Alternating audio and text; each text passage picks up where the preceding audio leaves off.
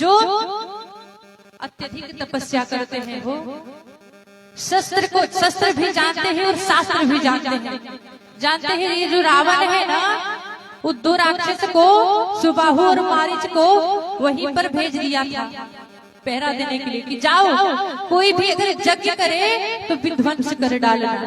अरे वही हुआ, सुबाहु और मारीच जैसे ही देखते कि विश्वामित्र यज्ञ रचाए हैं, जाकर के यज्ञ विध्वंस कर देते। विश्वामित्र अत्यधिक चिंता में पड़ गए और सोचने लगे कि अगर ऐसा रहा तो धरती पर धर्म तो कम ही हो जाएगी, कम की समाप्त हो जाएगी। इसलिए सोचने लगे कि बिना हरि के ये निश्चर पापी का वध कोई नहीं कर सकता। फिर सोचने लगे, मन में भाव आया कि मैंने सुना है कि अयोध्या में तो भगवान का जन्म हुआ है, क्यों ना जाया जाए। क्या किए, चल दिए अयोध्या। अयोध्या चले गए। जैसे ही समाचार मिली महाराज दशरथ को कि विश्वामित्र जी आए हैं, डरे डरे भी हैं और उत्साहित भी है। सोच रहे हैं कि क्या बात है, विश्वामित्र का आगमन क्यों हुआ, क्या कारण है हो।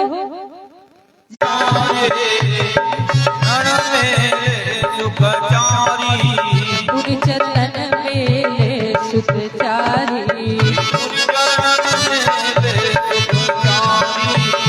कैसे कहिएगा, राम और लक्ष्मण एक साथ क्यों रहते हैं। राम और लक्ष्मण इस साइड बैठ गए और भरत और शत्रुघ्न इस साइड बैठ गए। जानते हैं क्यों? क्योंकि भरत जी तो सबसे, जैसे ही विश्वामित्र की दृष्टि राघव सरकार पे बैठी पड़ी ना, विश्वामित्र की शरीर की सिद्ध बुद्धि हो गई। उनको आद नहीं है कहाँ है, हम कौन है, क्यों आए हैं। जानते हैं अरदास, जैसे अरदास जाती है ना, उसी प्रकार अरदास नहीं रहा उनका हो। कारण ही ऐसा है।